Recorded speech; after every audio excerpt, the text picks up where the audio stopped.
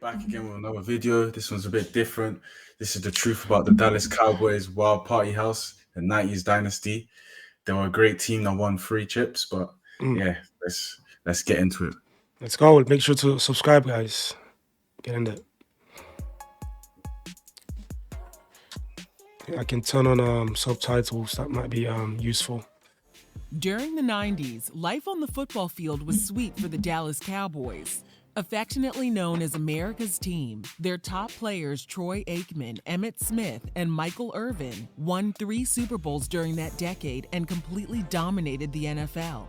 But off the field, Michael Irvin and other players were involved in activities that would shock the entire nation.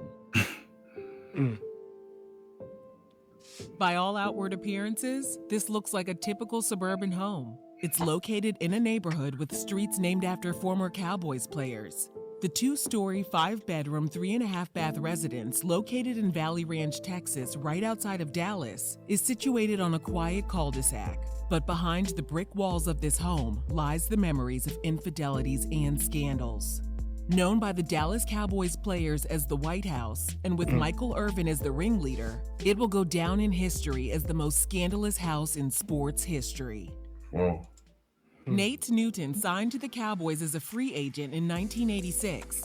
He was followed by Michael Irvin, who was selected by the Cowboys with the 11th pick in the 1988 draft. Years later, Nate and Michael got a new teammate, Alvin Harper, who joined the Cowboys in the first round of the 1991 draft. According to PressBox DFW website, Nate came up with the great idea of having a safe space where he and his teammates could relax and have some fun. Michael Irvin thought it was a genius idea. During an appearance on the show Undeniable... What in the Michael Jackson is going on there?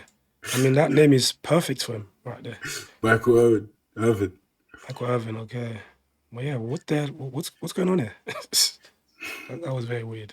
Irvin thought it was a genius idea. During an appearance on the show Undeniable with Joe Buck, he said he was tired of sneaking off to hotels, so having a private retreat was perfect. With some help from an Arlington property management company, they found a home right around the corner from the Cowboys practice field. Alvin signed the lease for the residence at 115 Dorset Drive, a street named after former Cowboys running back Tony Dorsett, of course. No one actually lived in the house full-time, and the rent was reportedly paid for by multiple players who pooled their money together. To get a feel for the inside of the White House, picture enormous televisions, a pool table, a wet bar, a canal behind the home, and women. Man, these NFL players here, they're living... They're crazy guys, bro. Their dream life, bro. They've got everything out there. You know, money, houses, cars, women... And this is before cameras, bro. Before people had cell phones where they could record them, so they could get away with anything. Yeah. Now you can't even do anything, bro. Everyone will just put you on Snapchat or Instagram, bro. Yeah. I'm definitely intrigued to know what actually goes on in there. Some wild stuff. Let's see. Enormous televisions, a pool table, a wet bar, a canal behind the home, and women. Lots and lots of women. Oh, and don't forget the handful of hidden video cameras throughout the rooms.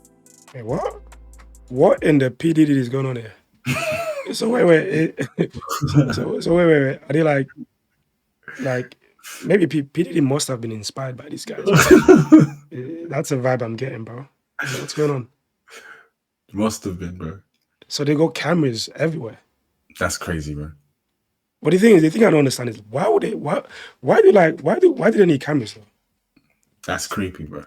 Like, why? Are they because apparently P. Diddy, the reason why he had cameras in his house is to like use it as leverage. For example, if he's got like a very high profile person in the house and they have like a dispute later on, he could use, the camera footage to blackmail them or something like that. So I'm guessing maybe this could be the reason why, or that could be the reason why these guys had cameras.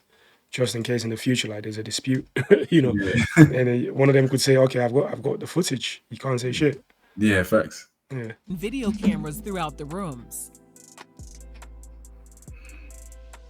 According to The Guardian, the cameras were installed by Michael Irvin's close friend, Dennis Padini. Everything that went on inside was captured on camera, and the other players reportedly had no idea they were being filmed during their escapades. To keep their new home in tip-top shape, they had a cleaning crew and a handyman on call. Anthony Montoya, Michael Irvin's personal assistant, told the website it was his job to keep the house stocked with beer, wine, liquor, batteries, special toys, and protection for intimate encounters. Special toys. At first, neighbors noticed several players going in and out of the house for an hour or so after the Cowboys' practices. The Guardian reports the women were escorted through the front door, brought to the rear bedroom, and then quickly discarded. Jeff Pearlman, the author of the book Boys Will Be Boys, wrote that neighbors in the exclusively white community noticed the quote 6'5", 300-pound African-American men escorting an endless conveyor belt of blondes. Wow. Greg Canty, the man who lived next door to the White House, told the LA Times he noticed the influx of women. And that's why they named it the White House. of all the names out there, bro, why the White House? What correlation does the White House have with that? What's going on there?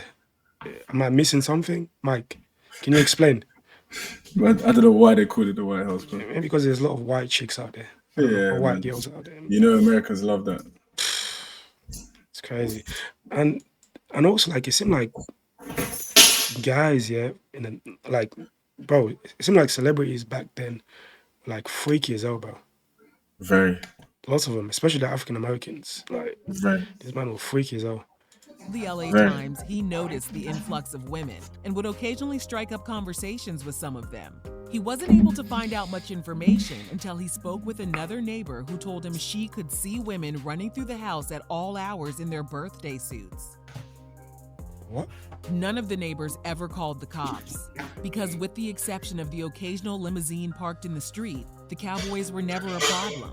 Greg Canty, the next-door neighbor, said things were as quiet as a mouse in the White House. He added, "Actually, I was kind of hoping they would be loud just once so I could have an excuse to knock on the door.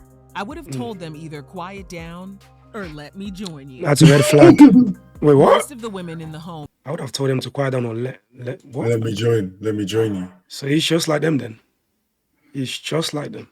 He probably knew exactly what was going on. Facts. Either quiet down or let me join you.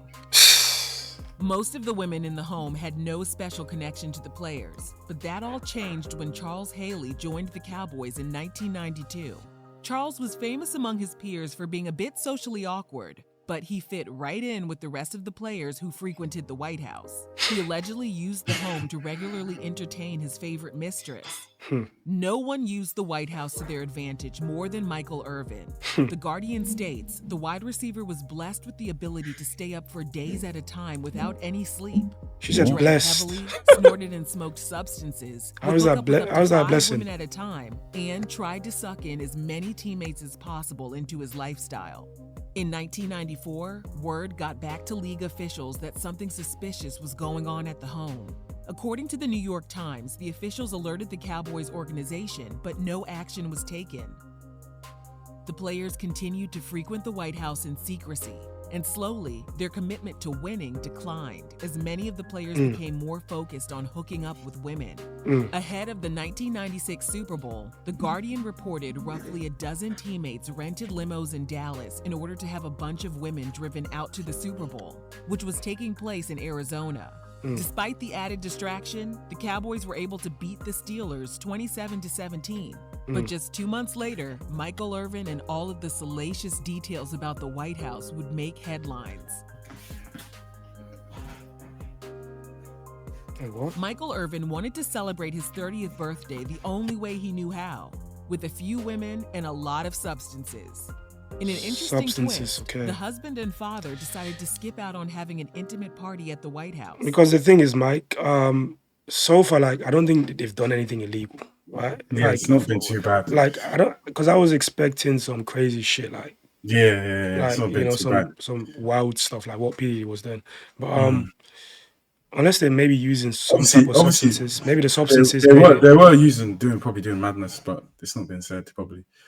Do you think like these guys were potentially gay in that? Like orgies and stuff, probably. I don't know, some craziness. Huh? Orgies and just that's not that bad, though, isn't it? What's not that bad? Like they're probably having orgies and just craziness. Yeah. And Yeah. do you reckon some of these guys were married and that? He was married with kids. They just said it. Oh, they You said know, it. I missed it, bro. I missed it. Yeah. So this guy was married with kids. Yeah, of course. That's wild. What about his friends as well? All of them. All of them were married. All of them were married, bro. Decided to skip out on having an intimate party at the White House. Instead, he and his teammate Alfredo Roberts booked a $119 a night room at the Residence Inn Hotel within minutes of the White House. They were accompanied by two dancers, 22-year-old Angela Renee Beck and 21-year-old Jennifer Nabongo. The manager of the hotel called the police to complain that the women had been using the hotel to sell their bodies. When the police arrived at room 624, they found the women, Alfredo, a shirtless Michael, a vial with white residue on top of a bag of Michael's jewelry, 2 ounces of marijuana, as well as substance paraphernalia and toys used for intimate activities. When asked about the substances, Michael blamed it all on Angela Beck. Police searched her bag, and to her surprise, they found substances inside of it. Angela was the only one who got locked up that night. But less than a month later, a Dallas grand jury indicted Michael and Jennifer on possession charges. But that was the least of Michael's worries because the White House was about to be exposed. Wow. Michael's teammate Leon Lett called him and said, "Hey man, I think we've been infiltrated. You need to shut down the White House." Michael reportedly responded, "We're not shutting down the White House. Man, get out of here with that." And then the bombshell report made headlines. Michael's friend, Dennis Padini, who was once in charge of setting up hidden cameras in the home, set Michael up by secretly filming him inside of his vehicle. The footage, which was aired on an episode of a Fort Worth TV station What type of friend is that? called Tarnished Star, showed Dennis reportedly driving Michael around a neighborhood to purchase substances. Dennis also blew the lid off of the White House during an interview with the TV station. He simply stated the White House was a home where players could party with women without their wives knowing about it. Cowboys owner Jerry Jones heard the news and called Michael in for a meeting. He reportedly told Michael, "All I need is the truth out of you, and I'm going to fight with you, but you've got to tell me the truth." So this guy was willing to keep him. After all of that, he must have been a great player then. What? He must have been super important for that team. Bro. If you want to see some highlights of Michael Irvin, let us know, man. He was a player. So after all of this guy is still willing to keep him, bro. That's wild.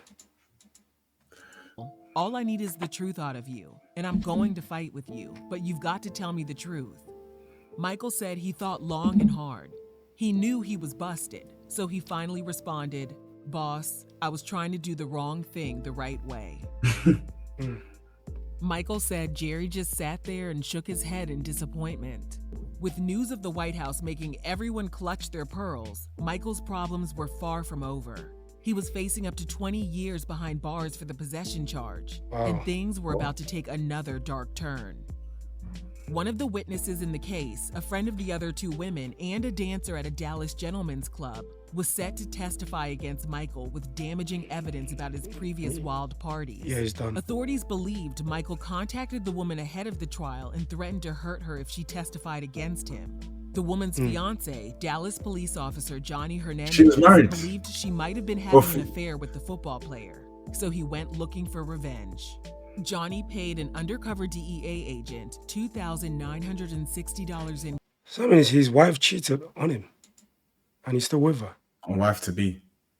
What type of guy is this? Your wife cheated on you, bro. Like, and you're still with, bro. Kick her out. Like, she should be out. Looking for revenge. Johnny paid an undercover DEA agent $2,960 That's a lot of money in the 90s. cash towards the $30,000 deal to take Michael's life. He was busted and ordered to serve 12 years behind bars. As far as his own substance Only 12 charge, years. Michael showed up to court wearing a floor-length mink coat and sunglasses.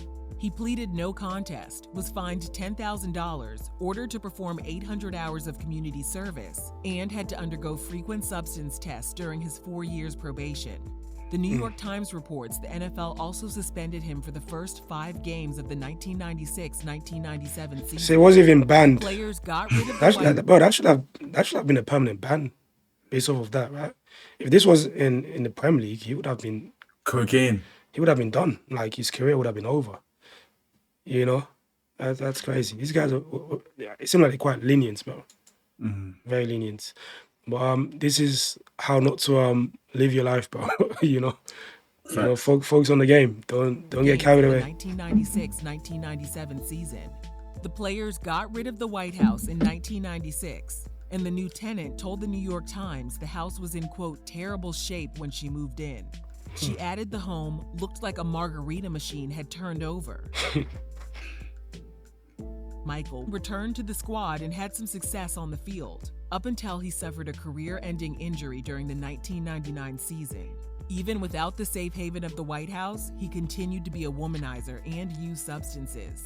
Yeah. A year after his retirement, he and a 21-year-old woman were locked up after officers found them in possession of substances in a Dallas apartment. After a trip to rehab, Michael's life changed. He now speaks out about his past and attends church regularly. In 2007, he was inducted into the Pro Football Hall of Fame. His wife, Sandy, a former Miami Dolphins cheerleader whom he married in 1990, and their children were in attendance. With tears streaming down his face, Michael asked for forgiveness and apologized to his wife for betraying her trust. Today, 115 Dorset Drive is still standing. It's been on the market a few times throughout the years, but the real estate listings never mention its crazy past. Don't buy it, bro. The days of the White House being a No one should buy that for crib. the Cowboys are long gone, but never forgotten. Let us know your thoughts on the Cowboys' White House, and thanks for watching Real Reality Gossip. That was crazy, Crazy man. story. Crazy. What did you think of that, Abs? It's obviously wild. Like, the thing that fascinates me is the fact that it seemed like that was a common thing back then. For A lot of them were taking drugs, bro. yeah, taking drugs, like having a bunch of women, even though you're married, like you're having affairs with so many different women out there. Still happens to this day. Yeah, I know, it still happens, but like I think like nowadays it's not as bad as like back then. Because just like what you said, back then there weren't cameras, there weren't social media, so it's very easy to like get away with it, But like now you have to be more cautious, you have to be more, you have to be more careful.